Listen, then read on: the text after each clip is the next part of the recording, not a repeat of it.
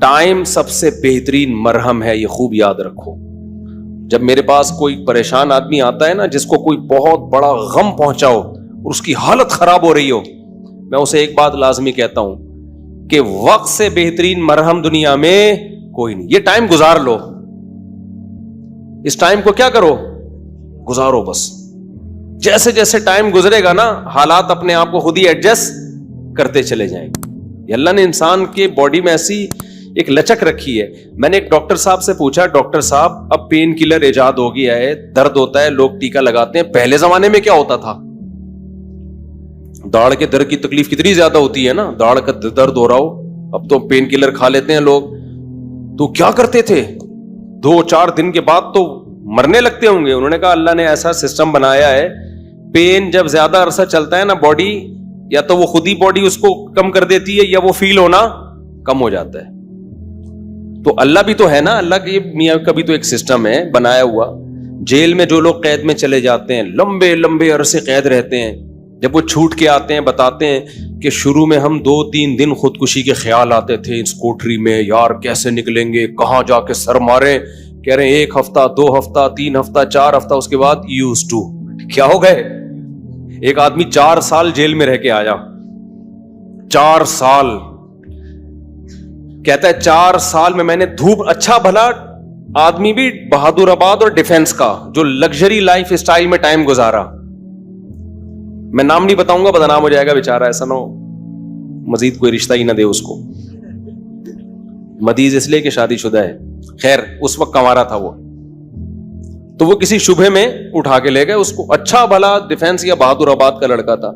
بہادر آباد بھی اچھا ایک ایسا علاقہ ہے، لگژری لائف اسٹائل میں پلا. زیادہ ٹائم اس کا یورپ اور یعنی یورپ میں گزرا ہے. کسی شبہ میں اٹھا لیا اس کو. 4 سال اس نے دھوپ نہیں دیکھی. کہہ رہے میں جب اندر گیا ہوں نا، ایک پپو فیملی کا، برگر فیملی کا بچہ اندر گیا تو کیا حال، لیکن کچھ چیزیں سنی بھی تھیں، علماء کی تقریریں، کچھ صبر سے متعلق، کچھ ایک کہ بھئی جب مصیبت اللہ کی طرف سے آتی ہے اس میں اجر اللہ کی طرف سے. بھائی قصور تو نہیں تھا اس کا، اب یہ تو اللہ کی طرف سے مصیبت ہے. نبی صلی اللہ علیہ وسلم نے فرمایا ایک کانٹا بھی چبھتا ہے نا اس پہ بھی اجر ملتا ہے.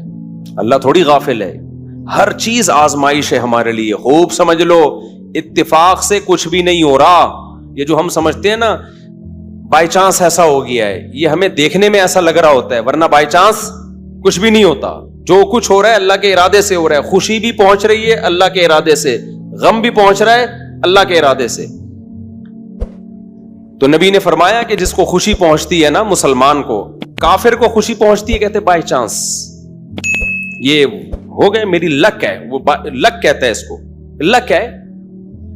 ایک دفعہ میں ایک ڈاکومنٹری دیکھ رہا تھا، یہ جو کروڑوں اسپم ہوتے ہیں نا جو ماں کے رحم میں جاتے ہیں، جن میں سے ایک کو اللہ سلیکٹ کرتے ہیں انسان بنانے کے لیے. تو ڈاکومنٹری میں کسی گورے نے لکھا ہوا تھا کہ آئی ون دس میچ، یعنی کروڑوں خربوں میں یہ میچ جیت گیا. ٹھیک ہے، او بھائی تو نہیں جیتا ہے، یہ سلیکشن کس کی ہے؟ اللہ کی ہے. وہ کہہ رہے ہیں بھی بائی چانس ہو گیا کہ میں پیدا ہو گیا. بائی چانس کوئی بھی نہیں ہوتا، سب کس کا ارادے سے ہو رہا ہے؟ اللہ کے. اللہ نے تجھے پیدا کرنے کے لیے کمبخت سلیکٹ کیا ہے. اور اللہ پھر کہہ رہے ہیں نحن خلقناکم، ہم نے تمہیں پیدا کیا، ہمارا احسان ہے، تو اب اس احسان کا بدلہ دو. تو جہاں آپ یہ کہیں گے نا اتفاق سے ایسا ہو رہا ہے، وہاں خوشی پہ اتراؤ گے بھی اور غموں پہ ٹینشن میں بھی آؤ گے. یار کیوں ہو گیا میرے ساتھ؟ اچھا ہٹلر کتنا روتا رہا تھا آخری عمر تک، تبھی پھر وہ خودکشی کر لی اس نے کہ یار 1 ہفتہ پہلے میں رشیا پہ اٹیک کر دیتا، ہاں یار کتنی بڑی غلطی ہوئی ہے مجھ سے. وہ کہتے ہیں ایک ہفتہ پہلے اٹیک کر دیتے نا تو رشیا کا نقشہ کچھ اور ہوتا. وہ 1 ہفتہ رہ گیا، پتہ نہیں پولینڈ ولینڈ کے کس کے چکر میں رہ گیا، تو وہ رشیا نے اٹیک کر کے اس کی ایسی کی تیسی کر دی. تو روتا رہتا تھا وہ. ابے روتا رہتا نہیں، تو نے جو کچھ حرکتیں کی ہیں تو اللہ نے تجھے کیا دیا اس کا بدلہ. خیر تو توبہ کر لیتا. مسلمان ہوتا تو کیا کہتا؟ یار اللہ کی طرف سے چپت لگ گئی ہے میرے، اب توبہ استغفار کر لو. اور توبہ ایسی خاندانی چیز ہے یار، کچھ بھی ہو جائے. ہٹلر مسلمان ہوتا، کہتا میں نے ہزاروں لاکھوں انسانوں کو قتل کر دیا، بند کمرے میں جا کے گڑ گڑا لیتا اللہ سے، معاف کر دے اللہ. دنیا کو نہیں پتا چلتا, اللہ کیا کر دیتا, معاف. لیکن چونکہ کافر تھا تو کیا ہوا ہے, اس نے قوم کا مجرم تھا وہ, اس نے کہا کیا کر سکتے ہیں, اس کو پتا تھا پبلک نہیں چھوڑے گی, تو اٹھا کر کے مارکیٹ سے اپنے آپ کو شارٹ کر لیا. انجام بھی برا, زندگی بھی بری. مسلمان کی زندگی بری ہو, کم از کم انجام اچھا اس کے اختیار میں ہوتا ہے. یار اللہ کو منا لو, اللہ کہتا ہے 100 انسانوں کے قاتل کو بھی میں بخش دوں گا. خیر میں وہ واقعہ سنا دوں میں. تو وہ کیا ہوا ہے کہ وہ بہادر آباد کا پپو بچہ جو ہے نا, کہاں چلا گیا, جیل میں. اب علماء سے اس کا تعلق تھا, ماشاءاللہ داڑھی بھی رکھی ہوئی تھی اس نے, کہ یار اب یہ غم کس کی طرف سے ہوتے ہیں, اللہ کی طرف سے. تو مجھے اپنا قصہ سنا, میں نے کہا یار 4 سال میں تو دھوپ میں نا ایک دن نہ بیٹھوں, میں ڈپریشن میں جانا شروع ہو جاتا ہوں. یہ جو بند کمروں میں لوگ سارا دن بیٹھے رہتے ہیں, پتہ نہیں کیسے. ہم نیچر سے جس کو بھی محبت ہوگی نا, وہ دھوپ نہیں چھوڑ سکتا بھائی. بکریاں مرغی انڈے نہیں چھوڑ سکتا, دھوپ نہیں چھوڑ سکتا وہ. بکریاں مرغی تو چلو زیادہ ہو گیا, لیکن دھوپ نہیں چھوڑ سکتا وہ. تو میں نے کہا 4 سال آپ کیسے بند کمرے میں رہے ہیں, اور بھی قیدی تھے. کہہ رہے میں 2-3 دن تو ٹینشن میں رہا.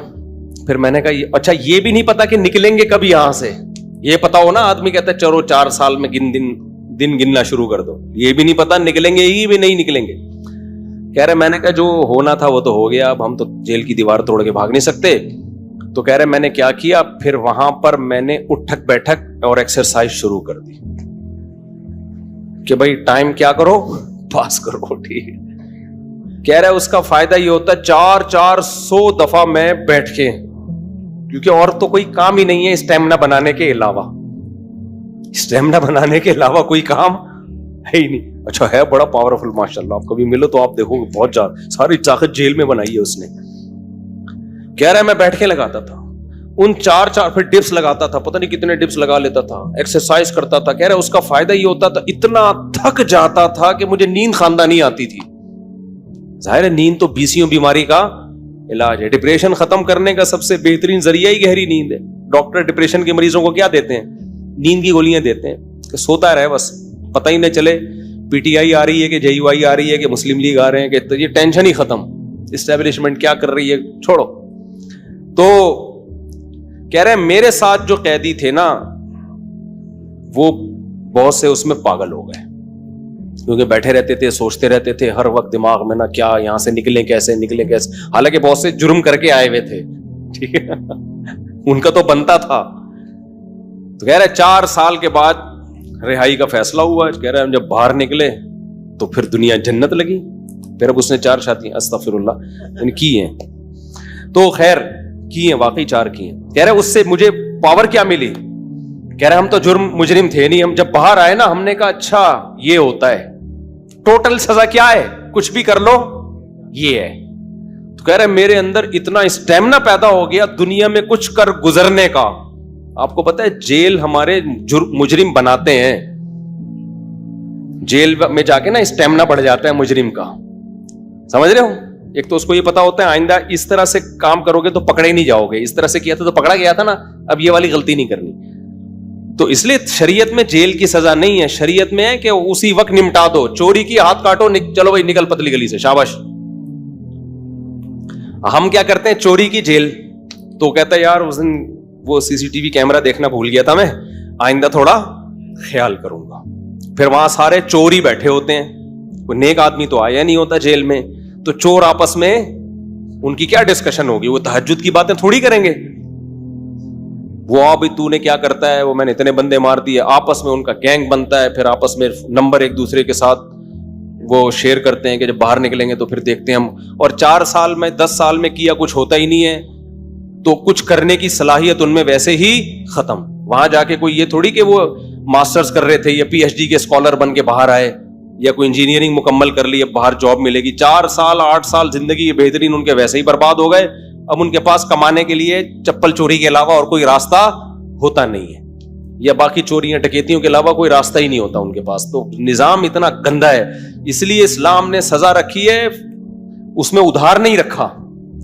قصاص ہے, ثابت ہو گیا کہ بھائی اس نے بندہ مارا ہے, فوراً پکڑ کے وارثوں کے حوالے کیا جائے گا, بھائی تمہارا باپ مارا ہے, تم بتاؤ کیا کرنا ہے. اب وہ فیصلے میں دیر کر رہے ہیں تو اس دوران جیل میں بند کیا جائے, بھاگ نہ جائے. जेल में उसको तमाम सहूलतें दी जाएंगी, भाई ये बंदा है भागेगा नहीं, जल्दी 1 हफ्ता है आपके पास, फैसला करो, गर्दन उड़ानी है या इससे बार्गेनिंग करनी है। तो बार्गेनिंग में जो टाइम लग रहा है उस दौरान जेल में रहे, एक अलग बात है। एक आध हफ्ता सऊदी अरब में ऐसा ही होता था, आपका पता नहीं क्या हो रहा है, किसास। अब 1 हफ्ता, उसके बाद सर कलम करना है, चलो भाई उड़ा दो सर इसका। सर नहीं कलम करना, पैसे लेके छोड़ना है, पैसे ले भाई, और जो भी रहन के तौर पर उसकी प्रॉपर्टी रखवाई, चल भाई निकल, खत्म। हमारी अदालतों पे बोझ कितना है देखो, 20-20 साल पुरानी फाइलें जज के पास पड़ी हुई होती हैं। इस्लाम में किसास है।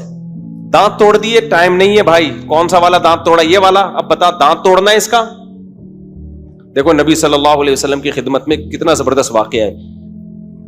हदीस में आता है, हजरत अनस रजी अल्लाह ताला अन्हु की जो फुप्पी थी ना, किसकी? हजरत अनस इब्न मालिक की फुप्पी। हजरत अनस नबी के खादिम थे। इन फुप्पी ने अपनी बांदी को मुक्का मारा या थप्पड़ मारा तो वो बांदी का दांत टूट गया। जो लौंडी थी ना बांदी, उसका दांत टूट गया। सही है ना? तो नबी के पास केस आया तो आपने फरमाया अल्लाह की किताब के मुताबिक फैसला करूंगा। तो किताबुल्लाह तो यही कहती है दांत के बदले दांत। तो अब बड़े मसला हो गया कि भाई ये तो इतने खानदानी लोग हैं और बांदी ये तो लौंडी है, लौंडी का दांत टूट गया, मुलाजिम को थप्पड़ मारा, दांत टूट गया, तो अब सेठ साहब का भी दांत तोड़ा जाए क्या? गोरों के ऐसा कोई कानून नहीं है। इस्लाम में है कि भाई दोनों इंसान हैं तो दोनों के दांत की सेम वैल्यू है। तो नबी ने फैसला किया दांत के बदले दांत तोड़ा जाएगा। ये भी नहीं देखा कि अनस इब्न मालिक मेरे शागिर्द हैं, 10 साल मेरी खिदमत की है, तो इतनी खिदमत गुजार हैं तो उनकी फुप्पी के साथ मैं रियायत करूं। फरमाए नहीं, मैं फैसला करूंगा किताबुल्लाह के मुताबिक। तो किताबुल्लाह में क्या था? दांत। अच्छा, बांदी को यह तवक्को नहीं थी कि मेरी जो मौला है, आका है, उसके दांत तोड़े जाएंगे। उन लोगों को यह तवक्को नहीं थी। तो जब नबी ने फैसला किया ना तो फिर उन्होंने फिर माफ कर दिया कि भाई, उन्होंने कहा कि ये तो हमारी मौला है, मालिकन है, मैं इसका दांत कैसे तोड़ सकती हूं। तो फिर उन्होंने खुद ही माफ कर दिया। तो फिर नबी ने, क्योंकि उसको हक है, तो केस 2 मिनट में क्या हो गया? खत्म। अगर अंग्रेज की हुकूमत होती या हमारी पाकिस्तानी हुकूमत होती, अब तक चल रहा होता वो केस। दोनों मर चुके होते, दोनों कब्रों में जा चुके होते, अभी तक उनके दांत के केस की फाइलें बोलो मौजूद होती और पोस्टमार्टम हो रहा होता, कौन सा वाला दांत टूटा था, हिला था या टूटा था, इनके मुक्के से टूटा। ऐसा गंदा गलीज निजाम हमारे ऊपर मुसल्लत है, इसमें इंसाफ के अलावा सब कुछ मिलेगा आपको। तो इस्लाम ने कैश सजाएं रखी है ठक ठक ठक करके कि भाई थप्पड़ के बदले में क्या है? थप्पड़। तो किसास का निजाम रखा हुआ है अल्लाह मियां ने, बड़ा जबरदस्त। वकतबना अलैहिम फीहा अन्ना नफ्स बिन्नफ्स वल ऐन बिल ऐन वल अनफ बिल अनफ वल उज़ुन बिल उज़ुन वस्सिन्न बिस्सिन्न वल जुरूह क़िसास। क्या जबरदस्त आयत है। अल्लाह फरमाते हैं हमने लिख दिया है, आंख के बदले आंख। किसी ने तुम्हारी आंख फोड़ी है, तुम कोर्ट में जाओगे, जी इसने आंख फोड़ी है, ये साबित करोगे, दलाइल से साबित कर दिया, कोर्ट कहेगी तू भी फोड़ दे इसकी ये वाली आंख। अलबत्ता ये काम डॉक्टर से लिया जाएगा, वैसा ना हो फोड़ने फाड़ने में कुछ और ही ना फोड़ फाड़ दे, इतना लंबा छुरा मारे कि पीछे से ही निकाल दे। तो इसमें माहिरीन से मदद तो ली जाएगी, लेकिन ये होगा भाई आंख जाया की है तो तुम्हारी भी आंख जाया की जाएगी। दांत तोड़ा है, सिन्न बिस्सिन्नी, दांत के बदले दांत, समझ रहे हो? तो ये पूरी कुरान ने डिटेल बयान की है। ये होता है इंसाफ, इट इज कॉल्ड इंसाफ। इसमें जिसने जुर्म किया शराब पी के आया था या बगैर शराब के किया है, इससे कोई फर्क नहीं पड़ता। यूरोप अमेरिका में होता है पी के आपने दांत तोड़ दिया तो कहते हैं सजा हल्की है, क्योंकि आप पिए हुए थे, आपको एक्चुअली पता नहीं था कि मैं क्या कर रहा हूं। इस्लाम कहता है पीना ये आपका हेडेक है, जो जुर्म पीने के बाद होगा आपको उसकी पूरी पूरी सजा मिलेगी। तभी इस्लाम में अहनाफ का ये मौक़िफ़ है कि शराब पी के तलाक दे दी तो हो जाएगी।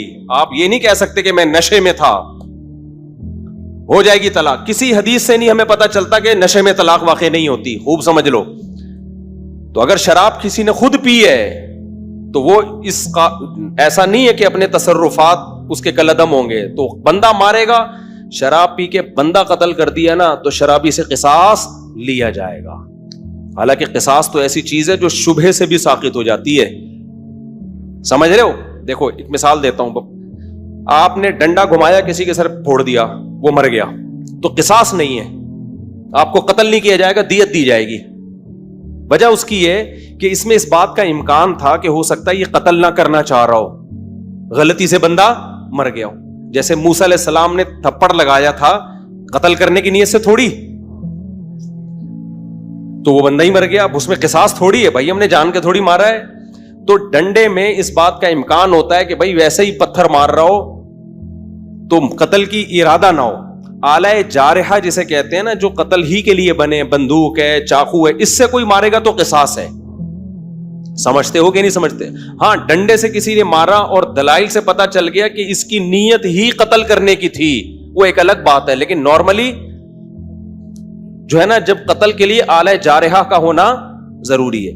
اب مسئلہ یہ ہے, میں بات ہی پتہ نہیں بھول گیا جو بتانا چاہ رہا تھا. یہ میں نے ڈنڈے والی مثال کیوں دی ہے؟ ہاں دیکھو, میں بتانے کا مقصد یہ تھا کہ ذرا سا بھی شبہ آ جائے نا کہ پتہ نہیں اس کی نیت قتل کی تھی یا نہیں تھی, تو اس کا فائدہ کس کو ہوگا؟ قاتل کو.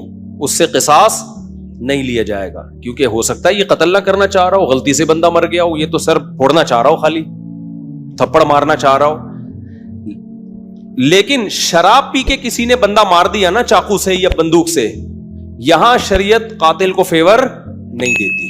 حالانکہ زیادہ فیور بنتا ہے, یار اس کی نیت تھوڑی تھی, تو پی کے ٹہل رہا تھا. تو احناف یہی کہتے ہیں, امام حنیفہ, کہ جب قاتل کو شراب کے بعد اتنا سا فیور نہیں دیا جا رہا, حالانکہ اس کا دماغ کام نہیں کر رہا, تو طلاق تو قصاص سے کم درجے کی چیز ہے. اس میں اگر کوئی پی کے طلاق دے گا نا تو ہو جائے گی. سمجھتے ہو؟ کیونکہ اس کے اس جرم کو فیور نہیں دیا جائے گا اس پہ, کیونکہ پی کیوں تو نے. وہ کہہ سکتا ہے نا, میں تو پی ہوئی تھی تو مجھے کیا پتا, پینے سے پہلے تو تجھے پتا تھا نا, پینے کے بعد کچھ بھی ہو سکتا ہے, بندہ بھی مر سکتا ہے, بیوی کو ڈیورس بھی ہو سکتی ہے. یا ایک مشہور سوال ہے کہ پی اس نے, سزا بیوی کو کیوں دے رہے ہو؟ تو طلاق میں شریعت نے مرد کے تصرف کا اعتبار کیا ہے, اس میں عورت کی پوزیشن کو نہیں دیکھا ہے کہ وہ مظلوم تھی یا ظالم تھی. مرد کی, کیونکہ طلاق کہتے ہیں مرد کی ملکیت سے چیز کا نکلنا, اس میں شریعت نے یہ سمجھا نقصان مرد کا زیادہ ہو رہا ہے. سمجھتے ہو کہ نہیں سمجھتے ہو؟ تو اب یہاں پر بھی یہی ہے کہ اگر کوئی بلا وجہ بیوی کو طلاق دے دے تو بھی تو عورت کا کیا قصور ہے, لیکن پھر بھی ہو جائے گی. تو ہم کہتے ہیں شراب پی کے دے رہا ہے تو بطریق اولا ہوگی. تو آج کل بہت زیادہ ہو رہا ہے, اور پھر لوگ فتوے دائیں بائیں سے لے آتے ہیں کہ جی وہ فلاں نے, سعودیہ کے مفتی نے فتویٰ دیا ہے طلاق نہیں ہوئی چونکہ پی ہوئی تھی, فلاں نے فتویٰ دیا. آج کیا ہوا ہے, ایک آدمی نے کھڑے کھڑے بیوی کو 6 طلاقیں دی ہیں, سب نے یہاں کے مدارس نے فتویٰ دیا, طلاقیں ہو گئی ہیں. سعودیہ کے کسی مفتی سے لائیو ویڈیو کال پہ بات کی, اس مفتی نے بولا کہ میں کسی فقہ شقہ کو نہیں مانتا, کوئی طلاق نہیں ہے. تو میں نے کہا یہی اس کے جاہل ہونے کی دلیل ہے کہ 1400 سال سے جو اسلامی قانون مرتب ہوا ہوا آ رہا ہے, اس جاہل آدمی کو وہ پتہ نہیں ہے, اور یہ اٹھ کے آیا ہے اسلام سکھانے کے لیے. تو یہ جو کہتے ہیں نا فقہ شقہ نہیں مانتا, اس کا مطلب ہوتا ہے سارے گھاس کھا رہے تھے, ہم اکیلے آئے ہیں دنیا میں جو اب قرآن و سنت کو ہم نے سمجھائے. خیر, تو کہاں سے کہاں بات چلی گئی؟ بہت اسپیڈ مار رہا ہوں آج میں. ہاں, بہادر آباد سے پھر وہ جیل سے نکلے.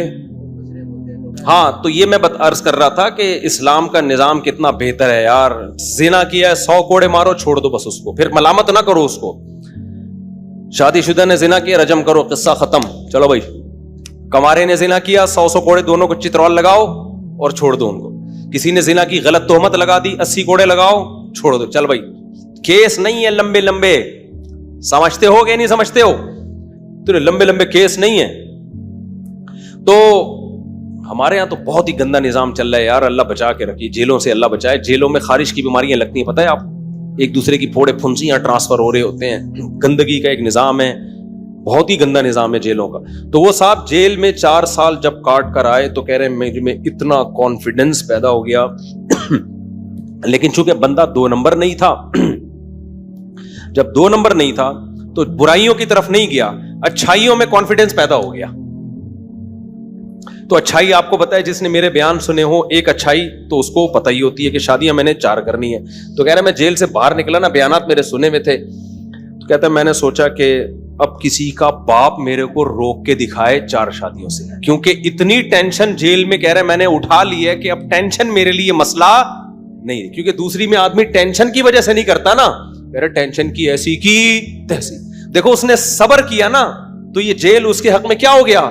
مفید. اگر صبر نہ کرتا, جلد بازی والا کام کرتا, جیل میں بیٹھا رہتا, یہ کیا ہو رہا ہے میرے ساتھ, میں نے تو کوئی ایسا گناہ نہیں کیا, اللہ کو میں ہی ملا تھا, کبھی حکومت کو گالیاں دیتا, کبھی پولیس کو گالیاں دیتا, کبھی فوج کو گالیاں دیتا, کبھی عمران خان کو, کبھی مسلم لیگ کو, کبھی کس کو. ان پہ کچھ بھی اثر, جو بھی نہیں رینگتی ان کے اوپر. کیا خیال ہے؟ ان پہ جو بھی نہیں رینگتی, کسی پہ کچھ بھی نہیں ہونا تھا.